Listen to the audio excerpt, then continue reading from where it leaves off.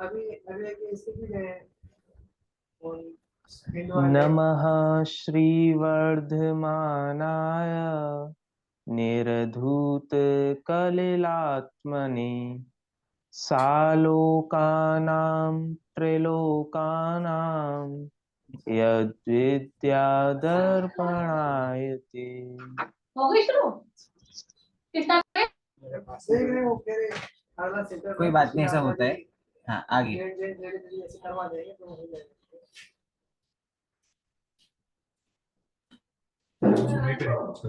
तेषयामि समीचीनं धर्मं कर्म निवर्हणम् संसारदुःखतः सत्त्वान् यो धरत्युत्तमे सुखे।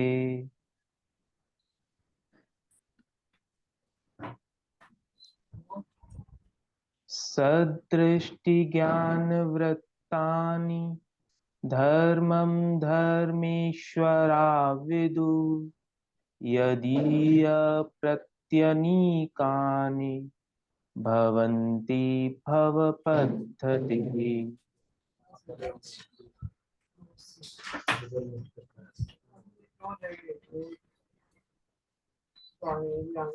श्रद्धानं परमार्थानां माप्तागं तपोभृतां त्रिमूढापूर्णमष्टांगं सम्यक् दर्शनमस्मयम्।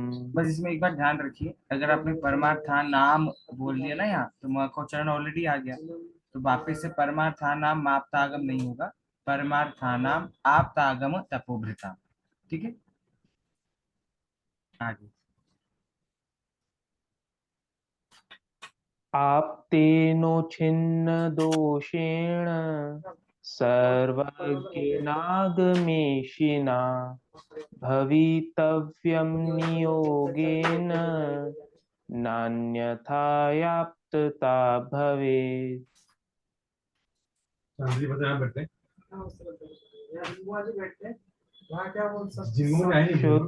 शुत्पिपासा अगले 5 श्लोक किसको बोले थे मैंने, ताकि सबका तुम्हें पता चल जाए। मुझे बोले थे। हाँ, बोलिए बोलिए। हाँ, क्षुत्पिपासा जरातंक जन्मान्तक भयस्मया न राग द्वेष मोहाश यस्याप्तः स प्रकीर्यते। प्रकीर्यते है कि प्रकीर्त्यते है? प्रकीर्त्यते कहते है ना, वो त का उच्चारण भी आना चाहिए। ठीक, ये भी किसी ने बता के भेजा है। ये सेम एक ही है, वो तीनों एक ही है। हाँ, किसी ने जरा निकाल कर भी भेजा है। एक ही लेडी है, उन्होंने मेहनत करके अपने हाथ से डिजाइन करके बना के भेजा है। ये उत्तर प्रदेश का बना के भेजा। हाँ, वो बना के भेजा। आगे। परमेष्टि परम ज्योति विरागो विमलः कृति सर्वज्ञो नादिमध्यान्तः सार्वः शास्तोपलाल्यते।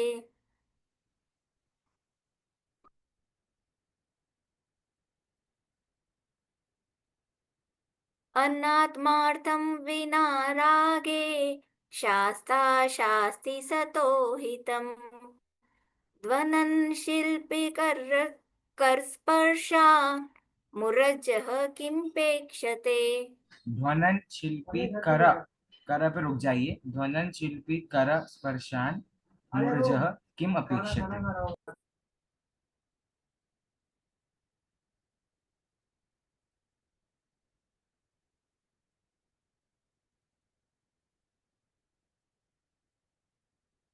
आप्तोपज्ञनम् आप्तो आप्तोपज्ञमनुलङ्घ्यं द्रष्टेष्टविरोधकम् तत्त्वोपदेशकृत् सार्वं शास्त्रं कापदघट्टनम्।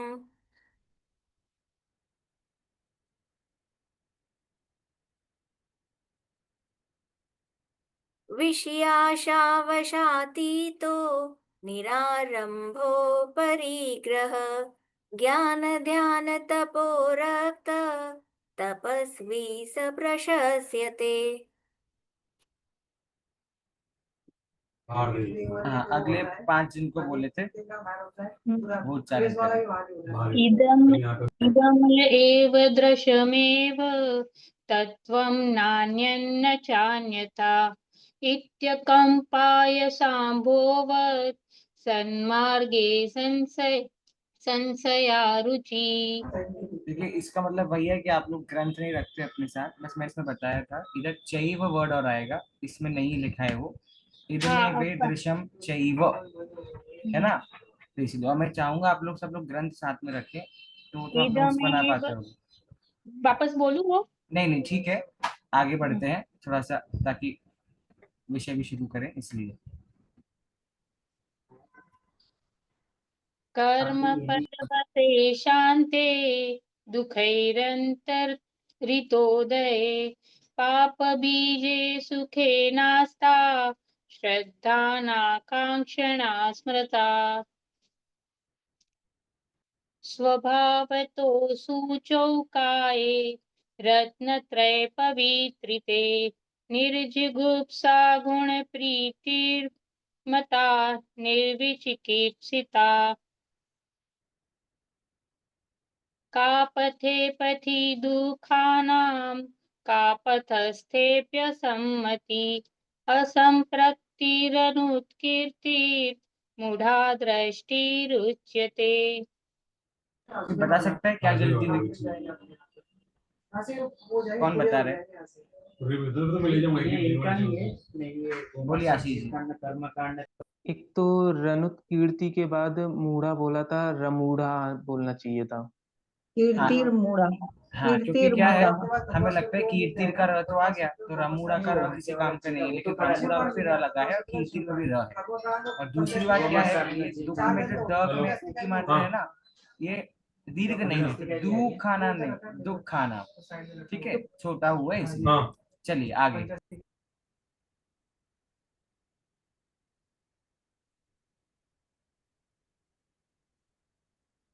स्वयं शुद्धस्य मार्गस्य बालासक्तजनाश्रयां वाच्यतां यत् प्रमार्जन्ति तद्वन्त्युपगूहनम्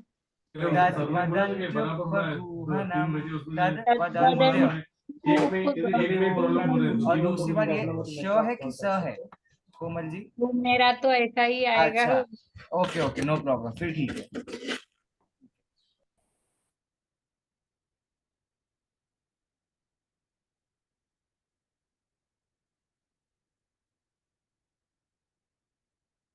आगे 5 प्रवीणा जी।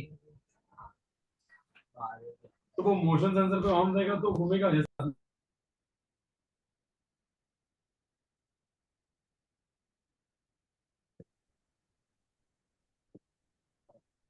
दर्शनाचरणद्वापि चलतां धर्मवत्सलैः प्रत्यवस्थापनं प्राज्ञैः स्थितीकरणमुच्यते।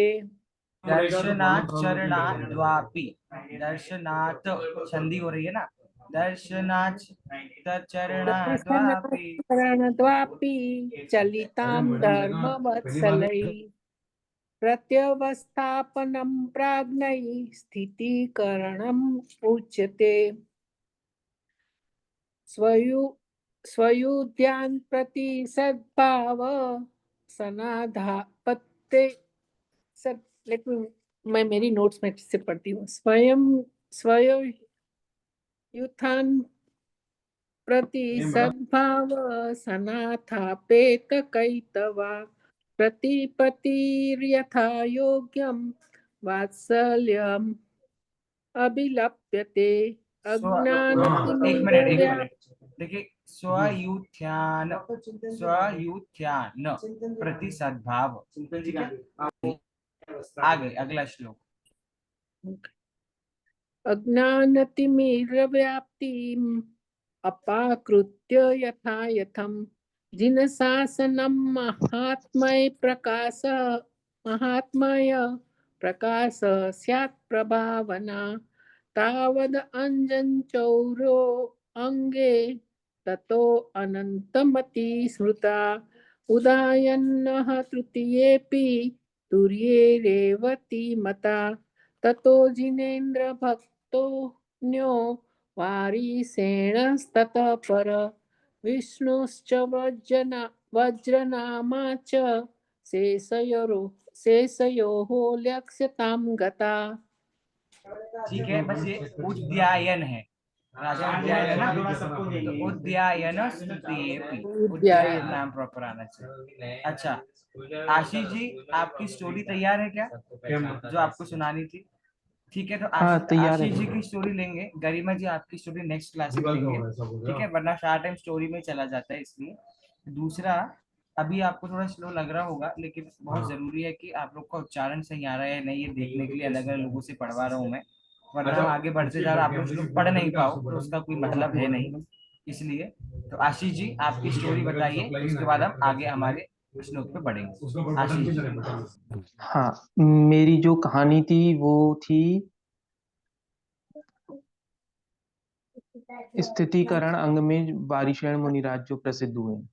तो ये कथा जो शुरू होती है, ये मगध देश में एक राजगृही नगर है जहाँ पे राजा श्रेणिक और उनकी रानी चेलना थी, और उनका एक पुत्र था जो बहुत ही धर्मनिष्ठ था, जिसका नाम वारिशेण था, जो अष्टमी और चतुर्दशी के दिन शमशान में कायोत्सर्ग पूर्वक ध्यान करता था। ऐसा उसका हमेशा का क्रम था। तो एक बार क्या होता है, उद्यान में अ, मगध सुंदरी नामक जो वेश्या होती है वो आती है, और उसी समय पे वहां पे श्री कीर्ति सेठानी भी होती है, और उसने एक बहुत सुंदर ही हार पहना होता है, जिसे देखकर वो चाहती है वो वेश्या कि ये हार मेरे को कैसे भी कैसे मिलना चाहिए।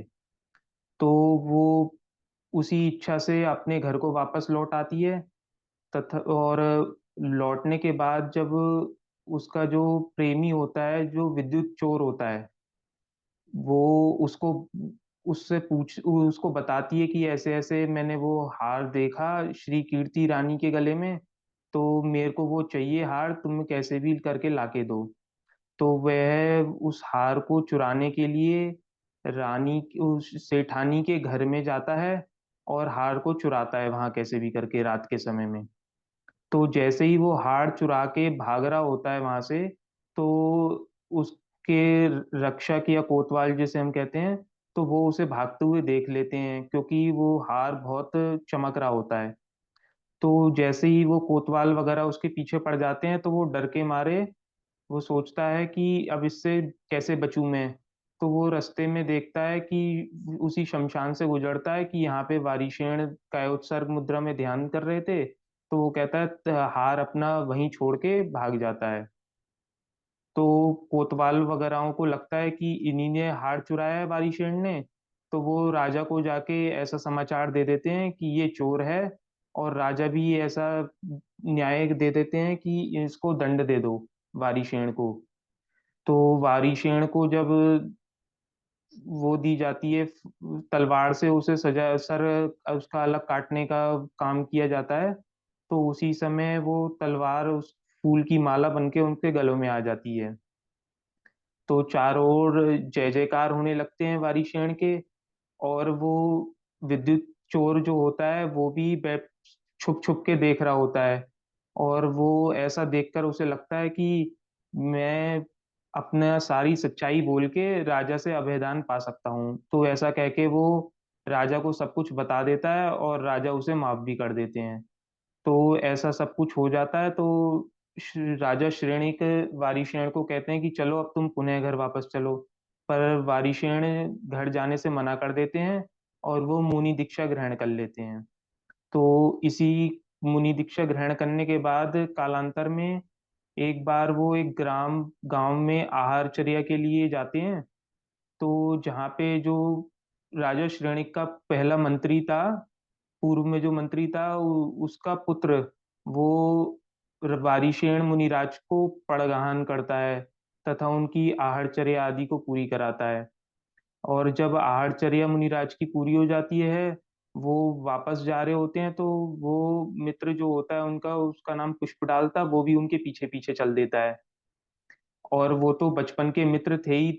तो वो रास्ते में जाते जाते मुनिराज से कहता है कि देखो, हम बचपन में यहाँ इस सरोवर में खेलते थे, इस वृक्ष के साथ खेलते थे। तो ऐसे वृत्तांत भी अपना बताता जाता है बचपन का।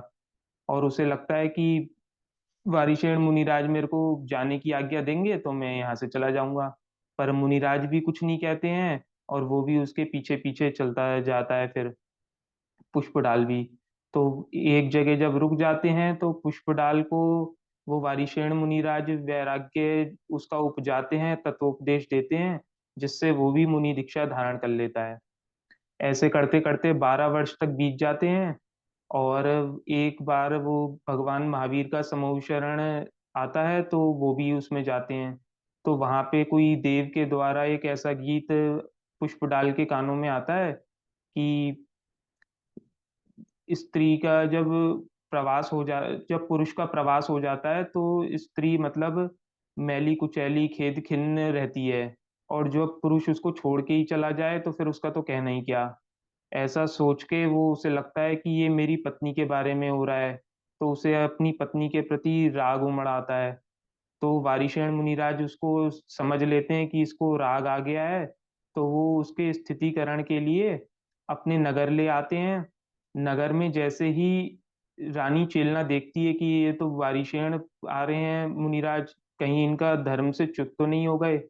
तो उसकी परीक्षा के लिए वो 2 आसन लगाती है। एक रत्नमणित आसन और रत्नजड़ित आसन होता है, और एक साधारण आसन होता है। तो वारिशेन मुनिराज तो साधारण आसन पर बैठ जाते हैं, लेकिन जो पुष्पडाल मुनिराज थे वो रत्न वाले जड़ित आसन पे बैठ जाते हैं। और फिर वारिशेन मुनिराज कहते हैं कि अपना वैभव उसे दिखाते हैं कि अपनी उनकी 32 पहले वो स्त्रियां थी, और पूरा साम्राज्य जो इस वैभव था वो सब दिखाते हैं उसको, पुष्पडाल मुनिराज को, कि तुम एक काम करो, तुम अभी ऐसा करो, ये मेरी राज्य वैभव का भोग करो। तो पुष्पडाल को बहुत ही वो क्या कहते हैं, मन में वो आ जाता है उनको कि मैं जो कर रहा था, मतलब जो मेरे मन में राग आ रहा था वो सही नहीं था, गलत था। तो ऐसा करके वो पुनः वारिशेन मुनिराज उन्हें धर्म में गिरने से बचाते हैं, पुनः सुदृढ़ और स्थित करते हैं। इस तरह से ये वारिशेन मुनिराज जो है स्थितिकरण अंग में प्रसिद्ध हो जाते हैं। देखिए, ये वारिशेन मुनिराज की जो कहानी है वो मेरी वन ऑफ द फेवरेट कहानियों में से एक है। हो सकता है कुछ लोगों ने जब सुना हो तो उनको थोड़ा, क्योंकि थोड़ी लंबी कहानी होगी, हो सकता है। क्या क्या है, 2 चीजें हुई हैं वारिशेन मुनिराज के जीवन में। पहला तो जब उनके पिता ही राजा शृणेक उनको चोर समझ लेते हैं, तो उनको दंड देना। और दूसरा, जो उनके शिष्य है जिसका नाम है पुष्पडाल, तो क्या सीख मिल रही है। एकदम मुनिराज को देखा, एकदम भाव प्रकट हुए, एकदम श्रद्धा जागृत हुई, और फिर उनके साथ मुनि दीक्षा लेने चले गए। तो दीक्षा ऐसे लेते थे, किसी से इंस्पायर हो गए, किसी से बहुत प्रेरणा लगी और लगा कि हाँ अब तो दीक्षा लेनी है, और चले भी गए और 12 वर्ष तक मुनि बने भी रहे। लेकिन 12 वर्षों बाद क्या हुआ, अचानक एक छोटे से गीत ने उनको अपनी पत्नी की याद दिला दी। तो जब वो वापस गए, तो वारिशेन मुनिराज ने कहा कि ये व्यक्ति पुष्पडाल जो है वो तो अपने धर्म से क्या हो रहा है, रहित हो रहा है। तो पुनः इसको धर्म में स्थापित करना पड़ेगा। पुनः धर्म में स्थापित करना पड़ेगा मतलब कौन सा अंग का पालन करना है, सिद्धिकरण अंग का पालन करना है। तो उनने पता है कितना अच्छा तरीका लगाया, वो उन्हें वापस अपने नगर में ले गए, वारिशेन मुनिराज। और जब वहां पे गए ना, तो जब वारिशेन मुनिराज आए नगर में, इतनी सुंदर सुंदर जो स्त्रियां थी, बहुत सुंदर सुंदर स्त्रियां, वो सारे वारिशेन मुनिराज के स्वागत में वहां खड़ी हो गई। जो 2 उन्होंने वहां पे चौकी लगाई थी, एक पे वारिशेन मुनिराज बैठे, एक पे पुष्पडाल मुनिराज बैठे। जब इतनी सारी स्त्रियां उनके आसपास है वारिशेन मुनिराज के, तो थोड़ी देर वो वहीं पे रहे, और उसके बाद जाकर उन्हें पुष्पडाल मुनिराज से कहा कि, मतलब पुष्पडाल मुनिराज ने उनसे बोला वारिशेन मुनिराज से कि इतनी सुंदर सुंदर स्त्रियों को छोड़कर आप मुनिराज बन गए, आप तो बहुत अच्छा जीवन जी सकते थे, बहुत अच्छे से काम व्यसना कर सकते थे, काम भोग कर सकते थे, एक आइडल आपका जिंदगी जीवन हो सकता था। तब वारिशेन मुनिराज उनसे कहते हैं कि तुम्हें तो एक स्त्री की आसत आ रही है, मैंने तो 50-60 ऐसी स्त्रियों को छोड़ दिया, इतनी सुंदर स्त्रियों को छोड़ दिया जो सिर्फ मेरे लिए इंतजार करती हैं आज तक, मैं वापस आ जाऊं तो तुरंत मेरे से विवाह करने को तैयार है। अब ये क्या है, ये क्या है, ये स्त्रीकरण है कि भैया आप सच्चे मुनि बन गए ना, तो आप एक स्त्री हो चाहे 50 स्त्री हो, आप अपने श्रद्धा से डिग नहीं सकते, आप अपने रास्ते से हिल नहीं सकते। तब पुष्पलाल मुनिराज को ये ज्ञात हुआ कि मैं तो एक स्त्री के पीछे इतना पागल हो रहा हूँ, और वारिशे मुनिराज ने तो इतनी सुंदर सुंदर इतनी सारी हजारों स्त्रियों को छोड़ दिया, तो मेरी एक स्त्री क्या चीज है। और तब जाके वो धर्म से च्युत जो कुछ समय के लिए हो गए थे, वे पुनः अपने धर्म में विराजमान होते हैं। ऐसा स्थितिकरण अंक की हमने भी कहानी देखी। अब स्थितिकरण अंक के बाद जो वात्सल्य अंग हमने देखा था, उसकी कहानी गरिमा जी नेक्स्ट क्लास में हमको सुनाएंगे। अभी हम लोग विषय को आगे बढ़ाते हैं, अगले श्लोक की तरफ चलते हैं, जो कि टेक्निकली हमारा अंतिम श्लोक है 8 अंगों में, जिसका नाम है प्रभावना अंग। अच्छा, क्या समझते हैं आप लोग प्रभावना से?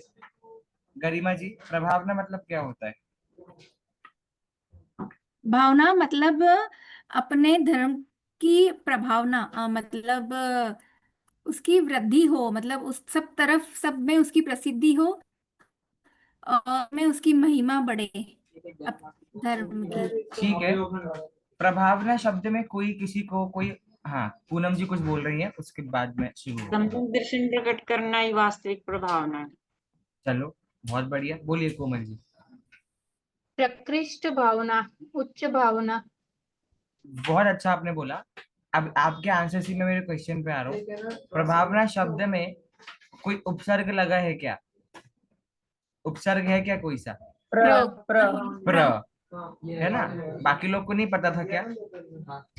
साथ में आंसर देते तो मुझे अच्छा लगता है। प्र प्लस भावना, अब जो बोला ना कोमल जी ने, प्र मतलब होता है प्रकृष्ट भावना, प्रकृष्ट मतलब उत्कृष्ट भावना, सबसे अच्छी भावना जो होती है उसका नाम होता है प्रभावना। अब इस भावना का पालन कैसे करना है, इसको अपने जीवन में कैसे उतारना है, वो हम इस श्लोक के माध्यम से देखते हैं। मैं पाठ करता हूँ, फिर इसका अर्थ हम देखेंगे, क्योंकि आप लोग इस 20 श्लोक तक तो आप लोग पाठ कर लेते हो, इतना मुझे पता है, तो वापस आपसे नहीं पढ़वा करके सीधे अर्थ पे हम आएंगे। साथ में हम सब पढ़ेंगे। अज्ञान तिमिरव्याप्तिम् अपाकृत्य यथा यथम् जिन शासन माहात्म्य प्रकाशः स्यात् प्रभावना। शब्दों को तोड़ते हैं, उनके अर्थों को देखते हैं। अज्ञान, पुनः कोई उपसर्ग लगाए क्या शब्द में? अ उपसर्ग है, ठीक है। अ मतलब क्या होता है? नहीं, नहीं है ज्ञान, ऐसी स्थिति को हम कहते हैं अज्ञान। तो अज्ञान रूपी जो तिमिर है, तिमिर मतलब क्या होता है? अंधकार। संस्कृत शब्द तिमिर, तिमिर मतलब होता है अंधकार। तो अज्ञान रूपी जो अंधकार है वह व्याप्ति, व्याप्ति मतलब होता है विस्तार, फैल रहा है। क्या अर्थ निकला पहले पद का? अज्ञान रूपी अंधकार जो व्याप्ति को प्राप्त हो रहा है, जो फैल रहा है, ऐसे अंधकार को क्या करना? यथा यथम, यथा यथम मतलब जैसा हो सके, और यथा मतलब अपनी शक्ति के अनुसार, जैसा हमसे बन सके वैसा क्या करना? तो कहते हैं जैसा हमसे बन सके वैसा अपाकृत्य, अपाकृत्य मतलब दूर करना। किसको दूर करना? इस जगत में जो अंधकार फैल रहा है उसको दूर करना। यथा यथम शब्द सबसे जरूरी है यहाँ श्लोक में, कि आप में जितनी शक्ति है उतना ही यथा यथम आपको, उतना ही आपको क्या करना है? धर्म का प्रभावना करना है, ठीक है। शक्ति से अधिक आप ना तो धर्म प्रभावना कर सकते हो, और अगर शक्ति से अधिक कभी आप सोचते हो ना कि धर्म प्रभावना करना भी है, तो उसमें नियम रूप से आपकी कषाय उत्पन्न होने लगती है। भाई आपसे किसी ने बोला कि शिविर लगाओ, अब आपकी योग्यता है कि आप पाठशाला लगा सकते हो, आप शिविर नहीं लगा सकते।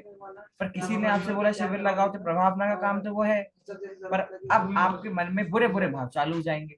इन्हें शिविर लगाने क्या दिया, इतना पैसा कहाँ से आएगा, कौन काम करेगा, बच्चों को कौन देखेगा, खाना कौन बनाएगा, खाना बच गया तो क्या करना है, कौन से विद्वानों को बुलाना है, क्या करना है। तो प्रभावना के नाम पे क्या चल रहा है आपका? सिर्फ कषाय चल रही है। साथ ही साथ प्रभावना के पीछे आज जगत में सबसे बुरी बात जो फंस गई है, वह फंस गई है मान कषाय। कैसे? जो जितना प्रभावना करेगा उसको उतना नाम चाहिए। मुझे बताओ, आप करोड़ रुपया या लाख रुपए कहीं पर दान देते हो प्रभावना के नाम पे, आप में से कौन ऐसा है जो लाख रुपए दान देना चाहोगे और आपका नाम नहीं आया आपको चलेगा? किसी को आपका नाम नहीं पता हो, जिन शासन की प्रभावना में आपका पैसा लग गया हो, बस खत्म। दूसरा मेरा प्रश्न है, क्या प्रभावना सिर्फ पैसों से होती है? जिसमें लिखा है ना अज्ञान रूपी अंधकार, तो हमें पता तो हो कौन सा अज्ञान फैल रहा है, हमें पता तो होना चाहिए ना अज्ञान कौन सा अज्ञान की बात कर रहे हैं। यही तो अज्ञान है कि प्रभावना करने वाला बड़ा आदमी होता है, यही तो अज्ञान है कि प्रभावना मतलब प्रभावना सिर्फ पैसों से होती है। यही सारी अज्ञानता है ना। इसी अज्ञानता को दूर करना है कि भैया कोई जो हमारा प्रभावना है उसके लिए अगर एक व्यक्ति भी वहां पर मौजूद है और एक व्यक्ति भी ठान लेता है कि मुझे जिन धर्म को आगे बढ़ाना है, और वो एक बालक को पकड़ के अपने साथ लाता है और उसको पकड़ के अपने साथ लाता है, बोलता है चल आज मैं तुझे 5 पाप सिखाऊंगा, और बच्चा सीख जाता है, यही तो प्रभावना है। इसमें क्या पैसा चाहिए? कल हमारे स्मारक में अनुभव गोष्ठी हुई, तो उसमें आदरणीय शांति जी भाई साहब ने एक बात बहुत अच्छी बात बोली कि प्रभावना करना है ना आपको, जिन शासन को दूर दूर पहुंचाना है। कौन कहता है कि उसके लिए आपको बड़े बड़े मंदिरों में शिविर लगाना है, बड़े बड़े कैंपस आपको लेने हैं? आप अपने घर से चालू करो ना। आप डिसाइड करो कि आज हम साल भर तो मजे करते हैं, ये साल भर के हमारे 8 दिन है, इसमें हम डेली उठेंगे, ये ग्रंथ पढ़ेंगे, स्वाध्याय करेंगे। क्या आपने अपने घर में बिना कुछ किए स्वाध्याय किया कि नहीं किया, प्रभावना की कि नहीं की? बस यही तो हमारा कार्य है, यही तो हमारा कार्य है ना। अगर आप सिर्फ खाना खाते जाओ खाते जाओ खाते जाओ और वो शरीर के बाहर ना जाए तो शरीर काम करेगा क्या? प्रभावना अंग बहुत ज्यादा जरूरी है उन ज्ञानी लोगों को समझना जो सिर्फ ज्ञान लेने में बिलीव करते हैं। आप सिर्फ ज्ञान लेते हो लेकिन उस जिन शासन को आगे तक नहीं पहुंचाते हो, तो वह ज्ञान नियम रूप से क्षीणता को प्राप्त होगा, नाश होगा। तो आप वही कह रहे हैं कि सारे मैंने आपको अभी गिनवाए ना पॉइंट्स, मैंने क्यों गिनवाए? सिर्फ अज्ञान की व्याख्या करने के लिए कि अज्ञान जो है वो कैसा है। तो अज्ञान रूपी अंधकार जो फैल रहा है उसको यथायथम अपनी योग्यता के अनुसार हमको क्या करना है? दूर करना है। क्यों? जिन शासन महात्म्य, ताकि जिन शासन है, जिन धर्म है, उस जिन धर्म की महानता का, महात्म्य मतलब महानता का क्या हो? प्रकाश, प्रकाश फैले। देखिए जब तक अंधकार है मतलब वहां पे प्रकाश नहीं है, और जब प्रकाश आ गया मतलब वहां पर अंधकार नहीं है। प्रश्न आपसे है, इस श्लोक में किसको हमने अंधकार किसके लिए प्रयोग किया है और प्रकाश किसके लिए प्रयोग किया है? अज्ञान से क्या? ज्ञान के लिए, और ज्ञान अंधकार। हाँ, अंधकार मतलब अज्ञान, और प्रकाश मतलब ज्ञान। ज्ञान नहीं है श्लोक में, इसका अर्थ जिन शासन, जिन शासन। पूरे जगत में जो भी कुरीतियां चल रही हैं वो है अंधकार, और पूरी दुनिया की उस कुरीतियों को दूर कर सकता है जिन धर्म नाम का सूर्य, जिन धर्म नाम का प्रकाश। जो इस जिन धर्म नाम के प्रकाश का प्रयोग करता है वह स्यात् प्रभावना। इसका अर्थ क्या है? मतलब वह जीव क्या कर रहा है? प्रभावना अंग का प्रयोग कर रहा है। हमारी जिम्मेदारी है कि हमारे धर्म को हमें अंत तक पहुंचाना है, पंचम काल के अंत तक ले जाना है। जिन धर्म को, जिन धर्म की पताका फैलानी है ना, उसका एक ही कारण है और एक ही उपाय हमारे पास है, जिसका नाम क्या है? प्रभावना अंग। समझ आ गया? ठीक है, एक बात बस आप दिमाग से निकाल लो, प्रभावना करने के लिए कुछ नहीं चाहिए, सिर्फ एक चीज चाहिए, वो होनी चाहिए हमारे अंदर जुनून, जिज्ञासा। आपके अंदर जिज्ञासा है तो आप सबको प्रभावित कर सकते हो। प्रभावित करना, उसका नाम क्या है? प्रभावना। बोलिए गरिमा जी। हाँ, एक और प्रभावना में पॉइंट हो सकता है, दृष्टि है कि हमारे आचरण से जैसी प्रभावना होती है, आचरण मतलब सदाचार से, सद्व्यवहार से, वो भी एक प्रभावना का अंग है। मतलब बिल्कुल, क्योंकि मैंने कहा है आप कई बार ट्रेन में ट्रैवल करते हो, कई ट्रैवल करते हैं, हम दूर से देख के पहचान लेते हैं ना कि ये जो जैन लग रहा है। तो कैसे पहचान लेते हैं? क्योंकि उनके बोल चाल के ढंग से, उनके रहन सहन के ढंग से, उनकी बात करने के तरीके से। तो आपके धर्म पर तभी अज्ञान रूपी अंधकार फैल ही इसलिए रहा है क्योंकि हमारे अंदर कुछ दिख नहीं रहा ऐसा प्रभावना लायक चीज। अगर हम ऐसे जिन धर्म को पकड़ के रखते और हमेशा उसका प्रभाव ना करते तो हमारे तीर क्षेत्र हमारे हाथों से क्यों जाते? हमारे मंदिर क्यों तोड़े जाते, हमारे शास्त्र क्यों जलाए जाते, हमें ही हमारे मंदिर की कदर नहीं है तो कोई क्या करेगा। आप गिरनार पर्वत जाते हो ना और वहाँ पहला मंदिर आप देखते हो और ऊपर तो आप दर्शन करने योग्य है नहीं, तो अब नीचे हमने पुजारी से बोला कि भैया एक मंदिर अपना है, इसको आप बचा के रखना। तो वो बोलते हैं पुजारी भैया कि ये तो आप लोग के हाथ में है, आप लोग आओगे तो मंदिर बचा रहेगा और अगर आप लोग नहीं आएंगे तो मंदिर नहीं बचेगा। तो प्रभावना किसके हाथ में है, पुजारियों के हाथ में है, पंडितों के हाथ में कि हमारे हाथ में? तो इसका हमको विचार करना बहुत जरूरी है।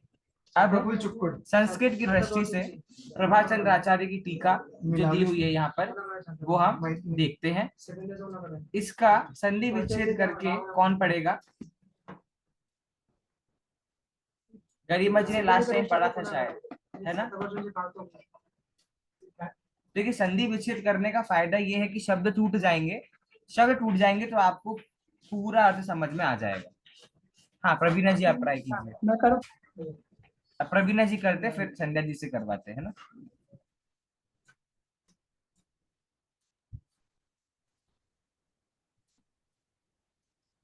तावत अंजन चौरः। नहीं आप कहाँ पहुंच गए? मैं इसका बोल रहा हूँ जो स्क्रीन पे आपको दिख रहा है ना, ये इस वाक्य का प्रभाव, इस वाक्य का संधि विच्छेद करना है, टीका है ये। हाँ अच्छा अच्छा।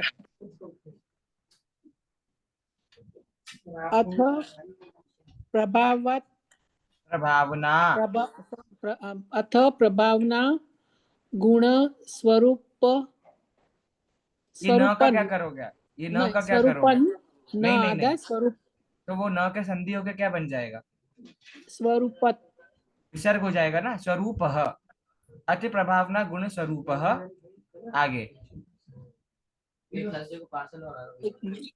मिनट। अथ प्रभावना गुण स्वरूप दर्शनस्य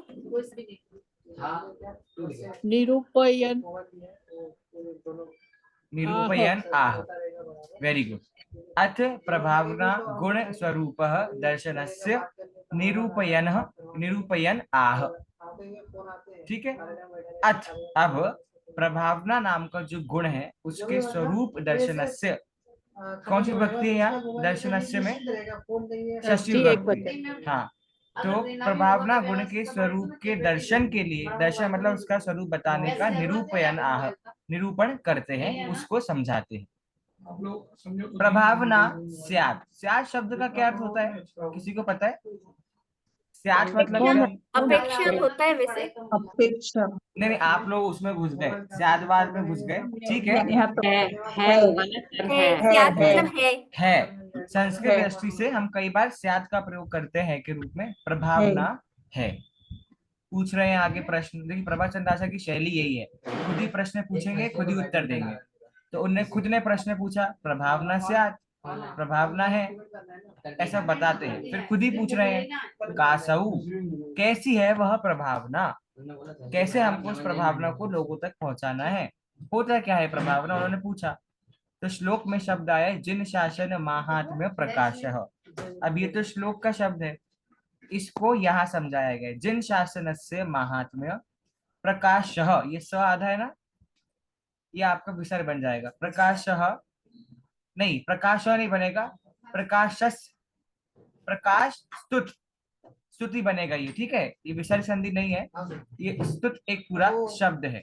हाँ गरिमा जी प्रकाश, प्रकाशस्तु तपो ज्ञाना। हाँ तो वही मैं कह रहा हूँ, तो ये जो स आ रहा है आपका, ये विसर्ग नहीं बनेगा, ये है ना, ये पूरा आपका शब्द है। प्रकाशस्तु, प्रकाशस्तु तपो ज्ञानात्, ज्ञानात्, ये द है ना, ये द आपका टूट जाएगा और द क्या बन जाएगा, त, है ना। ज्ञानात् फिर क्या निकलेगा, अति, अ। तो प्रकाशस्तु तपो ज्ञानात् अतिशय प्रकटीकरणम। क्या अर्थ निकला इस पूरे वाक्य का? जिन शासन से महात्म्य, जिन शासन के महात्म को, महानता को प्रकाशित, प्रकाशस्तु है ना, प्रकाशित करने के लिए क्या बोला, प्रकाशस्तु तपो ज्ञानात्, ज्ञान से। अब आप में से बहुत लोग कह रहे थे ना प्रकाश मतलब प्रभावना करना, मतलब अपने किससे आप करोगे प्रभावना? प्रभावना का सबसे बड़ा साधन पैसा नहीं है, प्रभावना का सबसे बड़ा साधन है ज्ञान। और वो यहीं पे वही कह रहे हैं। और ज्ञान भी क्षयोक्षम ज्ञान नहीं, किसको कितने ग्रंथ याद है, कितनी गाथा याद है, जो बेसिक बात आपके अंदर श्रद्धा सच्ची है जिन धर्म के प्रति, ऐसा ज्ञान। तो प्रभाचंद्राचार्य यहाँ पे रहस्य खोल रहे हैं, सबसे बड़ा शक्ति क्या है प्रभावना करने के लिए, तो कह रहे हैं ज्ञान। तो ज्ञानात विभक्ति कौन सी है ज्ञानात में? तपो ज्ञान है तो दोनों, तप और ज्ञान दोनों आएगा। दोनों आएगा, लेकिन अभी आप लोग तप की दृष्टि से नहीं समझ के ज्ञान की दृष्टि से अधिक समझ पाएंगे, इसलिए तप ठीक है, और thank you। ज्ञानात पंचमी भक्ति है ज्ञानात में, तो ज्ञान से पंचमी। अतिशय प्रगटीकरणम। मतलब यहाँ पर प्रभाचंद्र आचार्य कह रहे हैं कि भैया ज्ञान से जब आप जन शासन की प्रभावना करोगे ना, तो अतिशय कभी देखा नहीं होगा ऐसा महान अतिशय प्रकट होता है। जिन धर्म की प्रभावना करने वाला जीव जगत का तो कल्याण कर ही रहा है, लेकिन उसका स्वयं का जीवन भी बहुत अतिशयवान होता है, ऐसा उन्होंने कहा प्रभाचंद्र आचार्य ने। तो उनके शिष्य ने बोला कथम, कैसे करना है प्रभावना? आपको एक जागृति होती है ना कि भैया हमें हाँ करना है, हमें बिल्कुल प्रभावना करना है, हमारा जिन धर्म है, हमारा हम नहीं करेंगे तो और कौन सी प्रभावना करेगा। तो प्रश्न पूछा कथम, कैसे आप प्रभावना कर सकते हो? यथा यथम स्नपन दान पूजा विधान तपम अंत तंतादि विषय आत्मशक्ति अनतिक्रमेण। देखो आपको उपाय बता दिए, श्लोक में उपाय नहीं बताए हैं, पर नीचे टीका में आपको उपाय बता दी प्रभाचंद्र आचार्य ने। स्नपन दान पूजा विधान, स्नपन का अर्थ भी वही होता है, सेवा भाव आदि करना, दान देना, पूजा करना, विधान करना, तपोमंत तप करना, तंत्र आदि विषय। अब तंत्र आदि विषय मतलब तंत्र मतलब वो भटभट स्वाहा वाला तंत्र नहीं है यहाँ। तंत्र मतलब मंत्र आदि उच्चारण करना, मतलब प्रक्षाल आदि करना, जो मंत्रों का प्रयोग हम करते हैं उनका प्रयोग करना। आदि विषय, कौन सी भक्ति है विषय में? सप्तमी।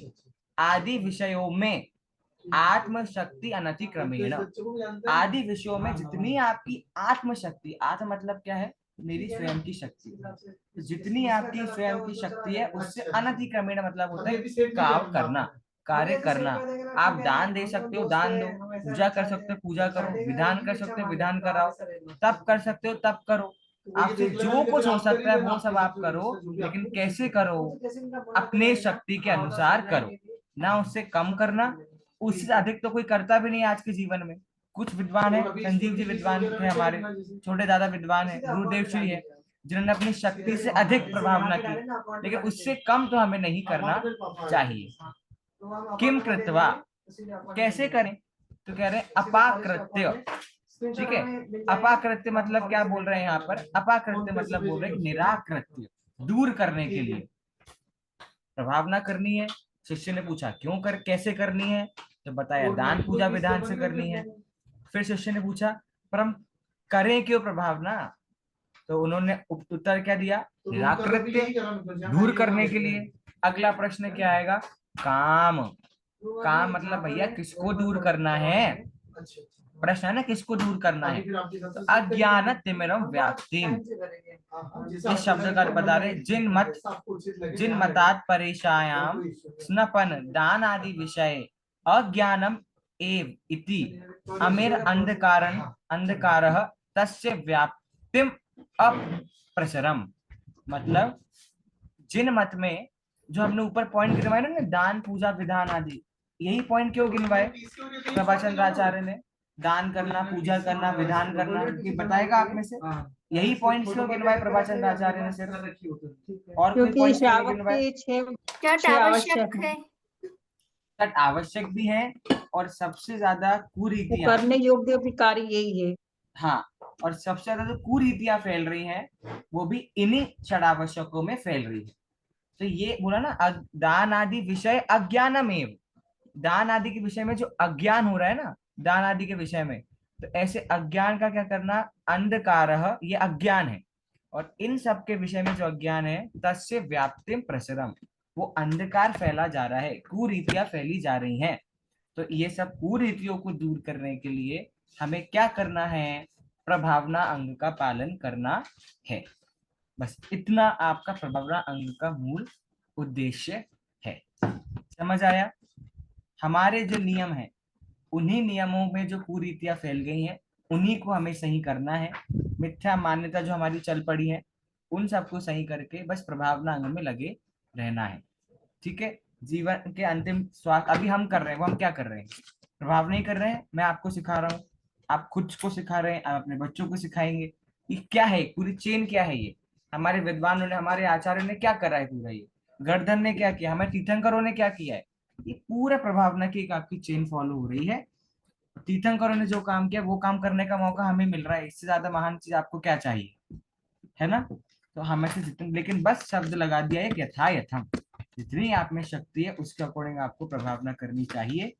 अब मैं अगले कक्षा में जब हमारे 12 अंक पूरे होने वाले हैं, कहानी सुनने के बाद आपसे पूछूंगा, 8 अंक हमारे पूरे होने वाले, उसके बाद आपसे पूछने वाला हूं मैं कि आप अपने जीवन में 8 दिन से लेकर रात तक की दिनचर्या में कैसे आपने 8 अंगों का पालन किया, प्रैक्टिकल लाइफ में आप कैसे उसको अप्लाई कर रहे हो, ये मुझे आपसे पूछना है। तो आप सब सोच के आना, हम डिस्कशन करेंगे नेक्स्ट क्लास में, नया कुछ नहीं पढ़ेंगे। ठीक है, सुबह से लेकर रात तक आप क्या कर रहे हो और नहीं कर रहे हो तो आप क्या कर सकते हो। ठीक है, इतना करके आपको आना है। ओके, कुछ कहना है किसी को? हाँ प्रवीणा जी बोलिए। सर यहाँ प्रेजेंट होना भी प्रभावना है। बिल्कुल प्रेजेंट होना है ना। आज मीना जी को शायद थोड़ा कम समझ आया, थक गए हैं मीना जी, मुझे ऐसा लग रहा है, राइट। कोई बात नहीं, इट्स फाइन, थकने के बावजूद आप यहाँ पे आए, यही प्रभावना है। ठीक है, तो आप सोच के रखो 8 अंग कैसे अपनी लाइफ में आप फॉलो कर दो, और फिर हम इसके बारे में डिस्कशन नेक्स्ट क्लास में करेंगे। ट्राई करो संस्कृत में सेंटेंसेस बोले, आप लोग संस्कृत सीखी आप लोगों ने, 8 सेंटेंस बनाना है आपको छोटे छोटे। ठीक है, और नहीं भी हुआ तो फिर हिंदी। ठीक है, ठीक है, तो हम मिलेंगे अब ऑन फ्राइडे। पूनम जी आप अपलोड कर देना। ठीक है, चलिए सभी को जय जय।